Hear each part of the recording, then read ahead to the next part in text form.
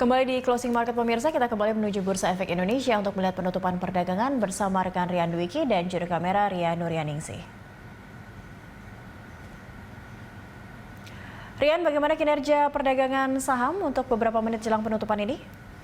Ya, Cakri, beberapa menit jelang penutupan, kinerja indeks harga saham gabungan ini kami pantau masih terus berada di zona merah, di mana sepanjang perdagangan hari ini indeks harga saham gabungan juga memang terus berada di zona merah dengan pergerakan di rentang 4.892,82 hingga 5.035,06. Dan mulai dari pembukaan perdagangan sesi pertama tadi, indeks juga dibuka di zona merah atau melemah sebesar 0,68% atau 34,51 basis poin di level 5.000,55. Begitupun pada penutupan perdagangan sesi pertama, indeks juga ditutup melemah sebesar 2,33% atau 117,5 basis poin di level 4.917,55. Dan pada pembukaan perdagangan sesi kedua, indeks juga masih terus melanjutkan pelemahannya berada di zona merah, turun sebesar 2,43% atau 122,45 basis poin di level 4.912,6. Dan beberapa analis sebelumnya memang sudah memprediksikan bahwa indeks harga saham gabungan untuk hari ini akan bergerak melemah atau tertekan gitu. Seperti misalnya dari Reliance Sekuritas, ini sebelumnya menyebutkan bahwa indeks harga saham gabungan hari ini akan tertekan karena dibayangi oleh aksi profit taking dari para investor setelah dalam beberapa hari belakangan indeks harga saham gabungan ini sempat beberapa kali menyentuh di zona hijau.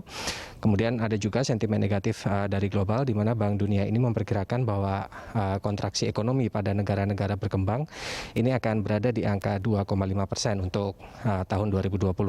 Yang mana angka kontraksi ini merupakan yang pertama setidaknya dalam 60 tahun terakhir. Cakri. Iya, Rian, sektor apa saja dan saham apa saja yang paling mempengaruhi pergerakan IHSG hari ini? Ya, Cakri, untuk sektoral ini 9 atau seluruh sektor yang ada di Bursa Efek Indonesia seluruhnya tercatat mengalami pelemahan, di mana pelemahan terbesar ini dialami oleh sektor properti yang melemah sebesar 3,48%, disusul oleh sektor pertanian yang juga melemah sebesar 3,29%.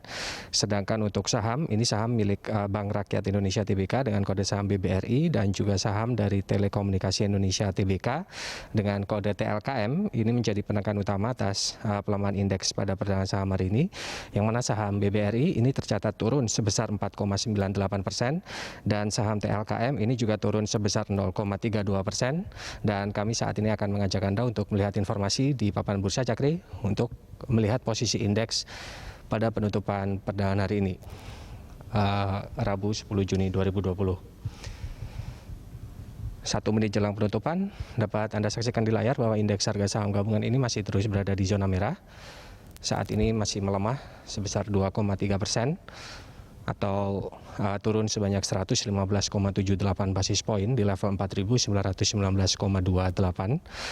dengan volume perdagangan mencapai lebih dari 9 miliar lembar saham dengan nilai transaksi mencapai lebih dari 9,8 triliun rupiah dan frekuensi perdagangan mencapai lebih dari 800.000 kali transaksi. Saat ini indeks papan informasi di Bursa Efek Indonesia sedang memperbarui data. Sudah masuk pukul 15.00 waktu Indonesia Barat.